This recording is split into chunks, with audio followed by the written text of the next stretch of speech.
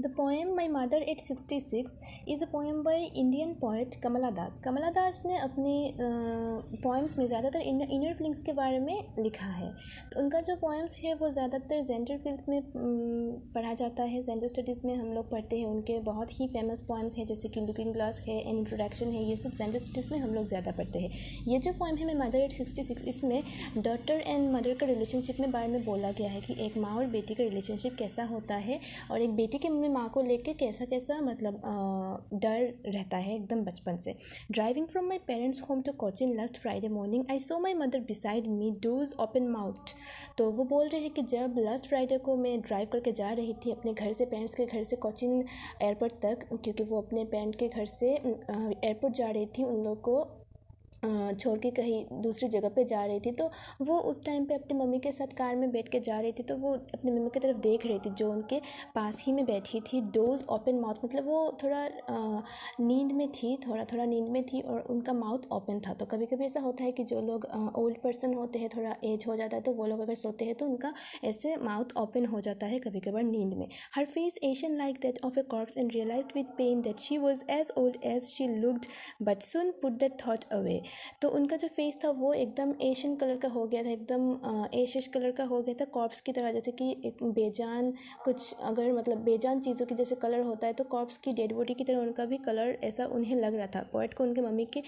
Body को देख के मतलब अपनी मम्मी को देख के ऐसा कॉर्प्स की तरह लग रहा था, क्योंकि वो ओपन माउथ करके एकदम मतलब नींद में थी। और उनको देख के बहुत ही मतलब एक पेन से रियलाइज़ हो रहा था कि उनकी मम्मी की भी बहुत एज हो चुकी थी। That she was as old as she looked but soon that put that thought away। लेकिन उन्होंने जल्द से अपने माइंड में से ये थॉट को उन्होंने हटा दिया, क्योंकि ये जो थॉट है उनकी मम्मी की एज हो गई है, वो मतलब शायद ही नेक्स्ट टाइम जब अपने मम्मी से मिलने आए वो और भी ज़्यादा उनका एज हो जाए या फिर वो ना ही रहे। तो ये जो एक टाइप का डर होता है हर किसी के भी मन में ऐसे डर आते हैं अपने मम्मी पापा को लेकर जब उन लोगों का एज हो जाता है कि शायद ही मतलब नेक्स्ट टाइम ये मतलब हम जब भी आए तो पता नहीं हमारे मम्मी पापा किस कंडीशन में रहे, कैसे रहे। तो यही अपने हमारे जो पोएट है उनके मन में भी ऐसा ही कुछ मतलब डर था। और इसी डर को वो हटाने के लिए वो क्या करते हैं, अपने थॉट को चेंज करने के लिए वो बाहर की तरफ देखते हैं। Looked out at young trees printing. जो यंग ट्रीज़ था वो एकदम लाइफ से भरे हुए थे, एकदम हरे भरे यंग ट्रीज़ थे, उनकी तरफ वो देखने लग गई। एंड मेरी children spilling out of their homes. और जो चिल्ड्रन थे, जो लोग एकदम मतलब बचपन और बुढ़ापा दोनों मतलब एक साथ में वो अचानक से कंट्री करते कि पहले उन्होंने बुढ़ापा का जो एक छवि है वो दिखाते हैं वो मतलब अपने मम्मी के थ्रू कि बुढ़ापे में लोगों का कैसा कॉर्प्स लाइक बॉडी हो जाता है। और बाद में ही वो अचानक से कॉन्ट्ररी करते हैं इस पॉइंट को, इस टॉपिक को विथ मेरी चिल्ड्रन। जो लोग मतलब जो बच्चे होते हैं वो एकदम एंथुसियास्टिक होते हैं, बहुत मेरी होते हैं, बहुत हैप्पी होते हैं, वो बहुत ही मतलब प्लेफुल होते हैं, एक्टिव होते हैं। तो वो दूसरे मोमेंट में कॉन्ट्ररी करते हैं अपने डर को हटाने के लिए बच्चों के साथ, बच्चों को देखते हैं और हरे भरे ट्रीज़ को देख के वो सोचते हैं कि नहीं मतलब लाइफ से भरी हुई है ये जो अर्थ है, ये लाइफ से भरी हुई है। ऐसा नहीं है कि इस अर्थ में मतलब बहुत सारे सैडनेस है, बहुत मतलब डेडली डल थिंग्स है। मतलब ऐसा नहीं है कि उनका मम्मी का एज हो गया है तो उनका मम्मी का अचानक से ऐसा डेथ हो सकता है या फिर ऐसा वो नहीं सोचना चाहती। इसलिए वो मतलब एंथुसियास्टिक कुछ देखना चाहती है, इसलिए वो हरे भरे पेड़ पौधे और बच्चों को देख के खुद को मतलब ऐसे मतलब पॉजिटिव रख रही है कि नहीं हर तरफ लाइफ ही लाइफ है। But after the airport security check standing a few yards away, I looked again at her। लेकिन एयरपोर्ट में जाने के बाद वहाँ पे जब सिक्योरिटी चेक हुआ, सिक्योरिटी चेक के बाद वो अपनी मम्मी की तरफ देखती है, अगेन देखती है अपने मम्मी की तरफ। Wan pale as a late winter's moon and felt that old familiar ache. And उनको क्या होता है, वो अपनी मम्मी की तरफ देखती है और उनकी मम्मी को देख के उनको पेल एंड वेन लगता है। वेनिंग मतलब जो मतलब डल हो जाता है, पेल भी मतलब वो जो एशियन कलर बोला था ना, कॉर्प्स लाइक लग रहा था मम्मी को देख के, तो वैसा ही उनको देख के लगता है as a late winter's moon. तो ये जो विंटर होता है, विंटर में ज़्यादातर मिस्ट ये सब होते हैं, फॉग एंड मिस्ट होते हैं। तो फॉग एंड मिस्ट से अगर कोई चांद को कोई अगर चांद अगर घेरा हुआ हो तो वो चांद का जो लाइट है वो पूरा मतलब लाइट नहीं दे पाता, पूरा ब्राइट लाइट नहीं आता है, वो थोड़ा मतलब डल लाइट हो जाता है। तो उसी तरह वो अपनी मम्मी का जो फेस है, फेस को वो मतलब चांद के मतलब विंटर्स मून के साथ वो कंपेयर करती है कि उनका फेस भी देख के थोड़ा बहुत ऐसा लग रहा था कि उनका फेस में वो जो एक पेल छवि जो उनके फेस उसमें से जो रिफ्लेक्ट हो रहा था उनका फेस जो पेल लग रहा था, तो देख के उनको विंटर्स मून की तरह लग रहा था, जो थोड़ा पेल हो गया है, जो फॉग एंड मिस्ट से घिरा हुआ है, कवर्ड है।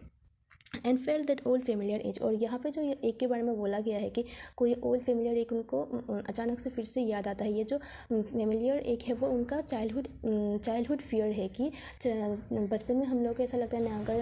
हम लोग कुछ मोमेंट के लिए भी अपने मम्मी पापा से दूर रहे तो हमें एक डर लग रहा था कि पता नहीं नेक्स्ट मोमेंट में हमारे मम्मी पापा हमें छोड़ के ना चले जाए, या फिर कहीं पे गुम ना हो जाए, हम अपने मम्मी पापा से बिछड़ ना जाए। तो ये सोच के हमें एक डर लग रहा था बचपन में, जब हम बहुत छोटे होते तो हम लोग, हमारा दुनिया है हमारे मम्मी पापा होते हैं, तो हमें और कुछ तो समझ में आता नहीं है उस टाइम पे, तो हमें ऐसा लगता है कि कुछ मोमेंट के लिए भी अपने मम्मी पापा हमारे आंखों के सामने ना हो तो हमें बहुत डर लगा रहता है। तो वो जो एक डर है वो इस टाइम पे जब वो पूरा एकदम ग्रोन अप हो गए हैं पोएट, और उनका मम्मी भी अभी बहुत ओल्ड एजड हो गए हैं, तो इस टाइम पे भी उनको वही चाइल्डहुड फियर फिर से आता है कि पता नहीं इस मोमेंट में तो मैं अपनी मम्मी से बिछड़ रही हूँ, पता नहीं नेक्स्ट मोमेंट में मैं जब आऊँ तब तक मेरी मम्मी रहे, तब तक मेरी मम्मी को कुछ ना हो, या फिर मेरी मम्मी का एज हुआ है। वो डर को मतलब अचानक से उनके दिमाग में, उनके मन में वही डर आता है कि न जाने नेक्स्ट टाइम मैं जब आऊँ तब तक मेरी मम्मी ठीक तो रहेगी ना, ठीक रहना चाहिए। वही मतलब अपने आप को वो पॉजिटिव दिखाना चाहती है। उसके बाद वो क्या बोलती है, but all I said was see you soon अम्मा, all I did was smile and smile and smile. तो ये जो पूरा पोएम है वो एक ही लाइन है, और एंड में भी इसका कोई एंडिंग नहीं होता है, फुल स्टॉप नहीं होता है, यहाँ पे कंटिन्यूएशन ही रहता है। मतलब वो एंडिंग भी करते हैं बहुत पॉजिटिव तरीके से। वो एंड में बोलते हैं कि वो अपनी मम्मी की तरफ मुड़ के देखते हैं और वो कुछ बोलती नहीं है, बस बोलते हैं कि सी यू सून अम्मा, मतलब वो अपनी मम्मी को एश्योर करते हैं कि नेक्स्ट टाइम भी हम ज़रूर मिलेंगे और बहुत जल्द ही हम मिलेंगे, और वो बस स्माइल स्माइल एंड स्माइल ही करती है। मतलब स्माइल के थ्रू वो पॉजिटिविटी रिफ्लेक्ट करती है कि नेक्स्ट टाइम भी हम बहुत जल्द मिलेंगे, और बहुत ही मतलब हैप्पीनेस के साथ, बहुत ही अच्छे से, बहुत ही स्माइल के साथ, बहुत हैप्पीली मिलेंगे। कुछ ऐसा कुछ नहीं होगा जो भी उनके मन में जो एक डर है कि पता नहीं उनकी मम्मी उनसे किसी भी मोमेंट बिछड़ ना जाए, किसी भी मोमेंट उनका डेथ ना हो जाए, वो पास ना हो जाए, तो वो जो डर है वो उसको दबाने के लिए पॉजिटिविटी रिफ्लेक्ट करती है थ्रू हर स्माइल। एंड वो अपने मम्मी को भी वो पॉजिटिविटी देती है थ्रू हर स्माइल कि बहुत जल्द हम मिलेंगे, और वो एश्योर भी करती है कि सी यू सून अम्मा, इसके थ्रू वो बोलती है कि हम बहुत जल्द मिलेंगे। अगर उनके मम्मी के दिल में भी ऐसा कोई डर हो कि मेरी बच्ची आज जा रही है दूर, पता नहीं नेक्स्ट टाइम वो जब आए मैं रहूँ या ना रहूँ, तो वो उस डर को मतलब दबाने के लिए, उस डर को हटाने के लिए वो अपने मम्मी को भी एश्योर करती है कि सी यू सून अम्मा, हम लोग बहुत जल्द मिलेंगे, और एक स्माइल के थ्रू वो उनको सी ऑफ करती है कि नहीं,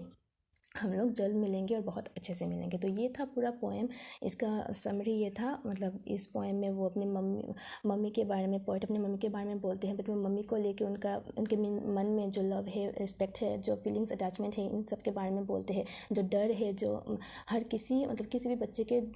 मन में ऐसे डर होते हैं अपने पेरेंट्स को लेके, तो इसी डर को, इसी अटैचमेंट को, इसी लव को यहाँ पे रिफ्लेक्ट किया गया है कि किस तरह से एक बच्चा अपने पेरेंट्स को लेके किस तरह से वो मतलब